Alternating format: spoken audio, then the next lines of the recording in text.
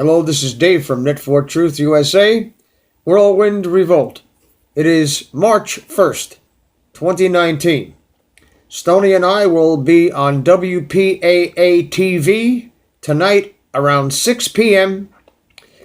The links will be posted in the description, and the program will be aired on their website somewhere along this Friday, and we will have uploads of that program, the audio portion of that program, on my 3 channels and Stoney's channels as well. So the links will be down in the description for the radio, TV, public access radio station. And we are also setting up with a station out in Colorado that will be announced shortly. In the meantime, I want to, again, I've done this before, promote the Truth Factory. This girl lives up in Canada. She's very knowledgeable and has put together the most intricate, detailed, and concise timeline of events of the DNC corruption that I've seen yet, and it follows me. So please subscribe to her channel. She doesn't post very often, but when she does, it's bombshell. And this, I tell you, is absolute dynamite. And the channel is called The Truth Factory. It is down in the description. Please subscribe to her channel and listen to this, because this will put it all in perspective to present day. Thank you very much for listening.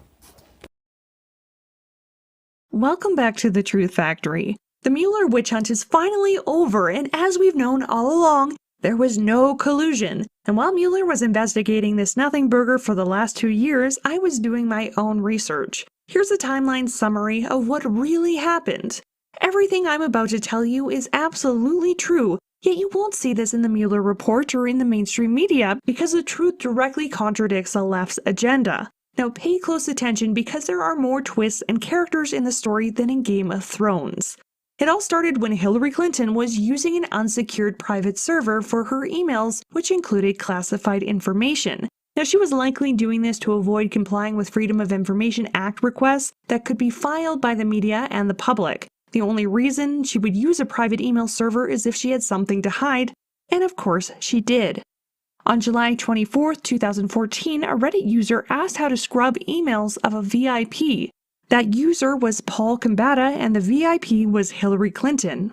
It was also later revealed that she had her aide smash BlackBerries with a hammer to destroy evidence. I'm sure that's something totally innocent people do. In 2014, Seth Rich began working for the DNC as a voter expansion data director.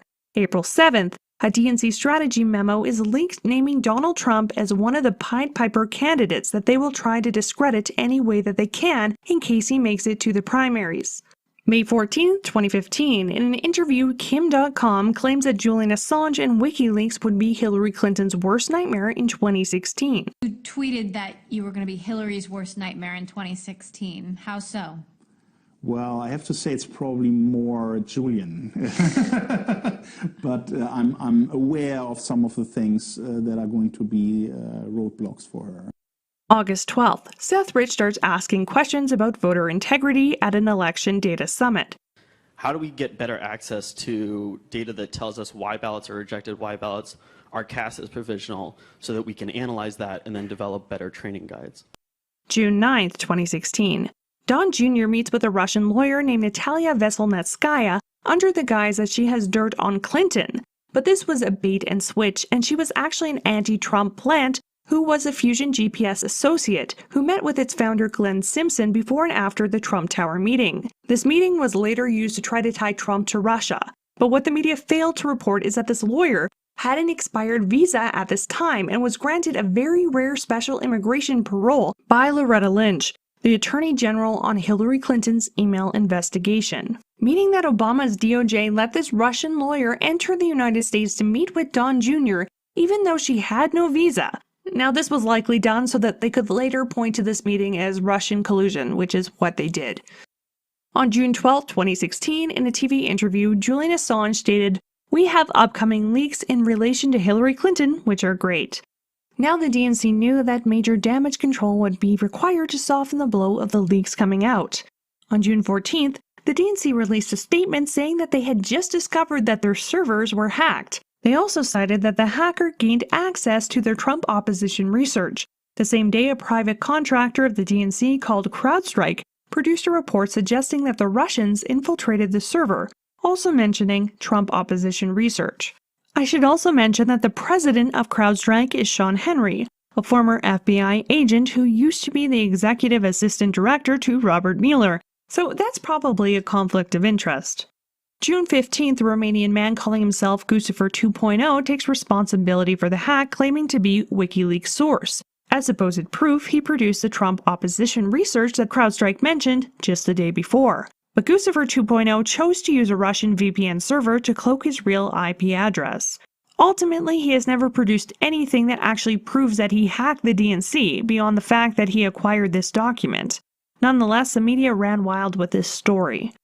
Russian military intelligence, or the GRU, compromised the email accounts of Democratic Party officials and publicly released victim data using the Guccifer 2.0 persona and DCleaks.com and in exclusives to media outlets. They also relayed material to WikiLeaks. WikiLeaks founder Julian Assange said that multiple parties had access to DNC emails and that there was no proof that Russia was behind the attack. 3 cybersecurity experts told us that the DNC emails were hacked by Russian intelligence. What do you say? Well, there's no proof of that whatsoever. We have not disclosed our source. And of course, this is a diversion that's being pushed by the Hillary Clinton campaign. By the end of June, a group of Bernie supporters decided to sue the DNC for election fraud, because as we know, the Democratic primaries were rigged. On July 1st, 2016, a man named Sean Lucas served the DNC with a lawsuit. Well, this is going to be a service to the DNC. Okay. And this is for Debbie Wasserman Schultz. Perfect. You guys have been served. Okay. Thank you so much. We'll see you in court. Guys, thank you so much for everything. Have a great day. Thank you. That was probably the most gratifying thing I've ever done. You ever done?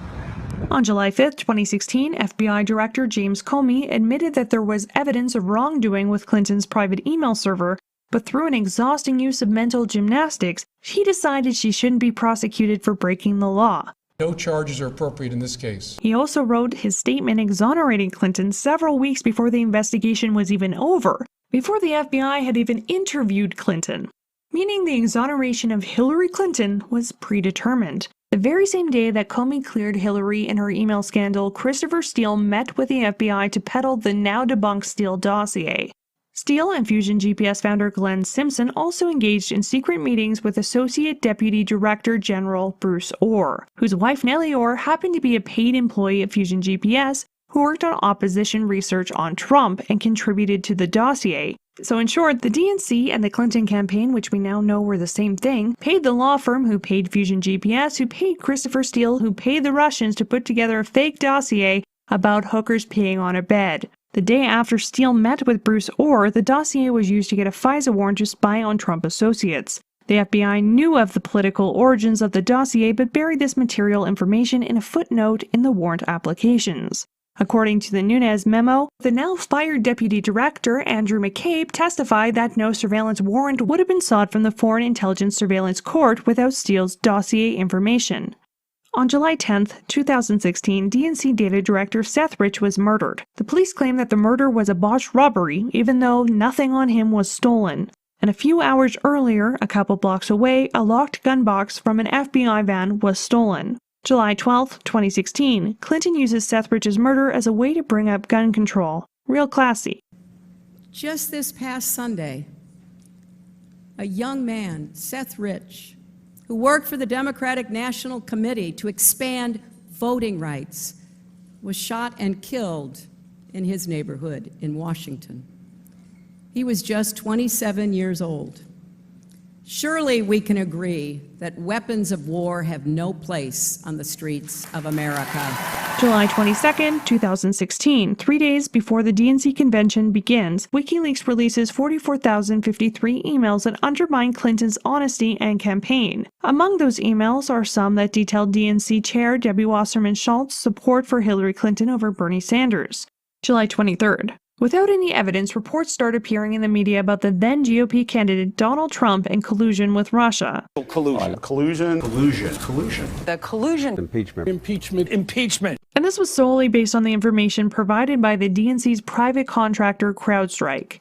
The DNC alleged in federal court that the crimes were committed against its servers, but for some strange reason they deleted the operating systems on all of the affected equipment before the FBI could investigate.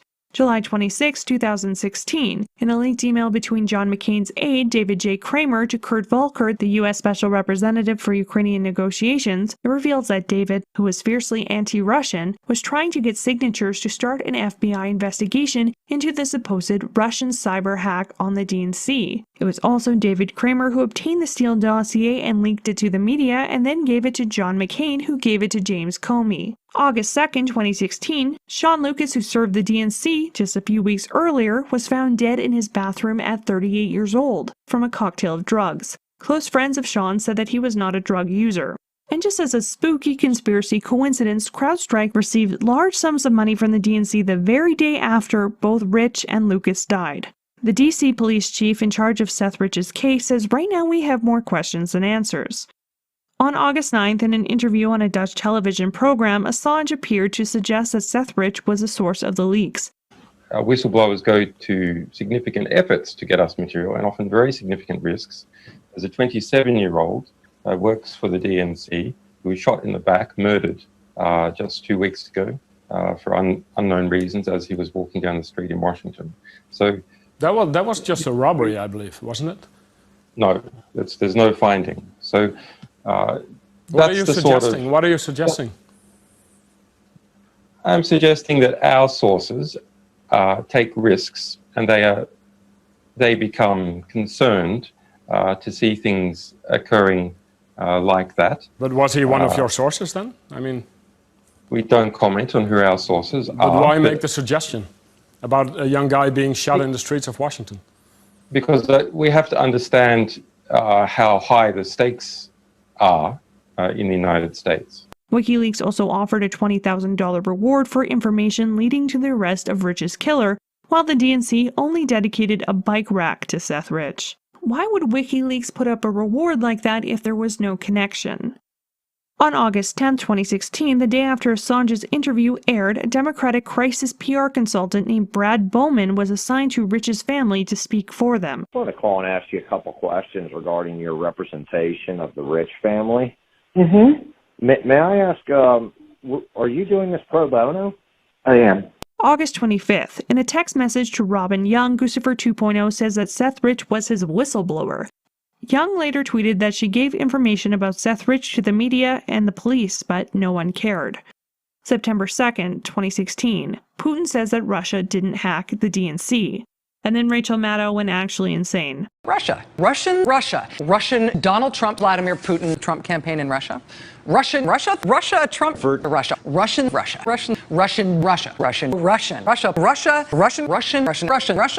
Moscow, Russian.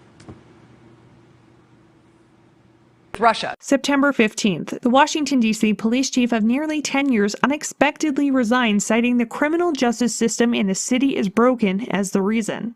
October 7th, WikiLeaks starts to release John Podesta's emails. These were gained through a phishing scheme. And the same day, the U.S. intelligence agency says it's confident that the Russian government was behind the DNC hack. Based on uniform intelligence assessments, the Russians were responsible for hacking the DNC. Can you promise the American people that this election will be conducted in a fair way? Of course the elections will not be rigged. What does that mean? October 16th. CNN's Chris Como says that it's illegal for anyone but the media to read WikiLeaks. Also interesting is, remember, it's illegal to possess these stolen documents. It's different for the media. So everything you learn about this, you're learning from us. Because he's an idiot, and that's what his handlers told him to say. October 17th. In the middle of the email releases, Assange's web access is cut off and he accuses a state party of involvement. And within 48 hours, Clinton claims 17 intelligence agencies have all concluded that the cyber attacks came from the highest levels of the Kremlin, which was simply not true. This has come from the highest levels of the Russian government, clearly from Putin himself, in an effort, as 17 of our intelligence agencies have confirmed, to influence our election. As you know, the IC was a coordinated product from 3 agencies, CIA, NSA, and the FBI, not all 17 components of the intelligence community. And they still at no point had investigated the DNC's server. October 24th, the Wall Street Journal reported that Jill McCabe, the wife of Andrew McCabe, accepted nearly $500,000 from the Political Action Committee of the then Democrat Virginia governor, a very close friend to Hillary Clinton, making this just another conflict of interest. October 2016. The FBI uses falsified DNS logs to tie Trump to a Russian Alpha bank in order to get a FISA warrant to spy on Trump and his associates. And the media made fun of Trump when he tweeted that Obama wiretapped him, but now it's been proved that that was true. You're not suggesting, though, that spying occurred? I don't, I guess you could, I think there was spying did occur. Yes, I think spying did occur. November 8th, Trump wins the election. Hillary blames James Comey, Russia, and WikiLeaks rather than just accepting the fact that she is a loser. But I was on the way to winning until the combination of Jim Comey's letter on October 28th and Russian WikiLeaks. December 12th, McCabe's senior advisor, Lisa Page, and Peter Strzok, who worked both on the Trump and Clinton probes, text messages were turned over to Congress, revealing their massive bias favoring Clinton over Trump. This kind of bias could have definitely tainted the investigations. December 14th, WikiLeaks associate and former British ambassador to Uzbekistan, Craig Murray, confirms that he was in Washington in September to get emails from an insider with the Democratic Party who was disgusted at the corruption of the Clinton Foundation and the tilting of the primary election playing field against Bernie Sanders. He also said that neither of the leaks came from Russia. The source had legal access to the information. The documents came from inside leaks, not hacks. December 29th, Obama imposes sanctions on Russia and expels 35 diplomats based on the claims from CrowdStrike about Russian hacking of the DNC. And at this point, the FBI has still not examined the DNC servers to verify CrowdStrike's findings, despite James Comey saying that there were multiple requests at different levels to look at the servers. May 9th, 2017, James Comey is fired. Rod Rosenstein told Trump to fire Comey, and then he appointed one of Comey's best friends, Robert Mueller, to take his place. May 15th, Rod Wheeler, a private detective looking into the death of Seth Rich, said that the police were told to stand down on Rich's murder investigation. There are claims that the D.C. detectives were told to stand down. Right, and that's a claim that I actually heard myself from a detective who said, Rod, we were told not to investigate this fully. Now, see, that's interesting because that's consistent with what this federal investigator said. The federal investigator never knew, Lou, that I had heard from a detective in the police department to stand down. Well, if this guy says the same thing, you have to start saying to yourself, well, maybe there's some truth behind this. Now, I don't think that the police department has intentionally covered up anything pertaining to this case. I think it comes from someone above the police department. That's just my sense, Lou. May 20th, Kim.com tweets to Sean Hannity, I knew Seth Rich. I knew he was a WikiLeaks source. I was involved. May 22nd, former DNC chairwoman Donna Brazil allegedly called police and the family of Seth Rich and demanded to know why a private investigator was snooping into Rich's death. Donna Brazil was also the CNN contributor who was caught leaking Clinton debate questions. But apparently no one cares about Hillary Clinton trying to subvert democracy during the 2016 election. May 30th, Kim.com sends a statement to Robert Mueller claiming that he has evidence relevant to the Russian probe, but never hears back. August 1st, a recording of Pulitzer Prize-winning journalist Seymour Hersh is leaked, and he claims that Seth Rich was the WikiLeaks source. He makes contact with WikiLeaks. That's in his computer. But anyway, they found what he had done. He had submitted a series of documents, of emails, some juicy emails from the DNC. But WikiLeaks got access, and before he was killed, I can tell you right now, Brennan's an asshole. I've known all these people for years. Clapper's sort of a better guy, but not rocket scientist. The NSA guy's a moron.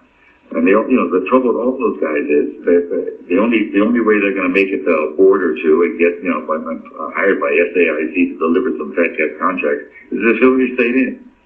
With Trump, they're gone. They're done. They're going to live in their pension. They're not going to make it. February 16, 2018. Mueller indicts 13 Russians for posting memes on Facebook.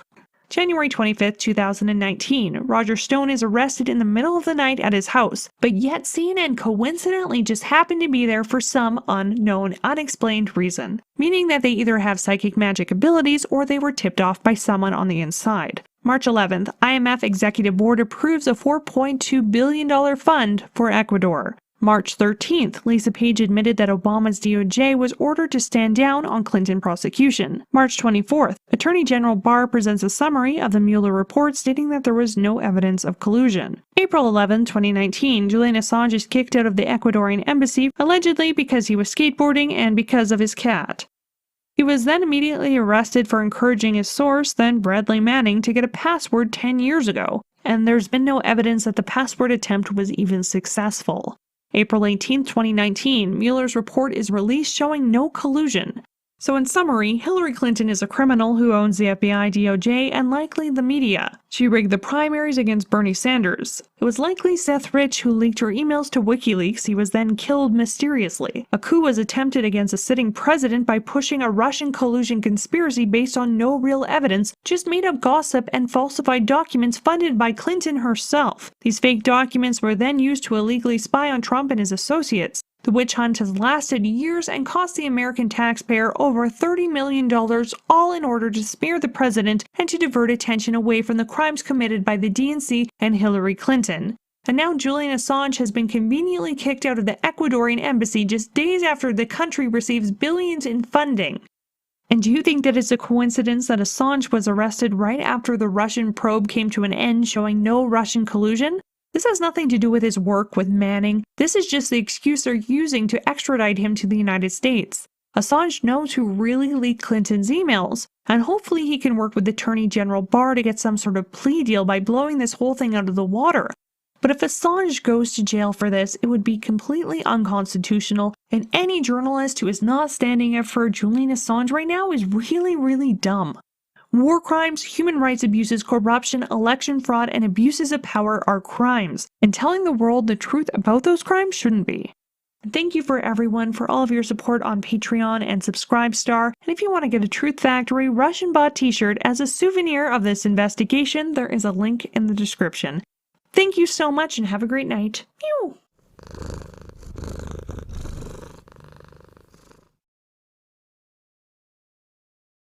Please subscribe to our backup channels, Whirlwind Revolt, Inglorious Patriots, and Net4Truth USA 2 Patriot channel. You can also find us at Net4Truth USA on BitChute. We fly so close to the target, we're on our 4th fighter jet. We will be relentless truth seekers until the enemies of freedom are defeated. You can support this channel by using the links in the description, but for a $100 donation, I will personally send you a autographed hardcover special edition copy of Land of Childhood's Fears. Also, visit my bookstore at lulu.com/Net4Truth USA. If you are viewing this video on BitChute, you can use the links in the description to support us, or simply click the green $ dot on our video to support this channel. Thank you. Links are in the description section.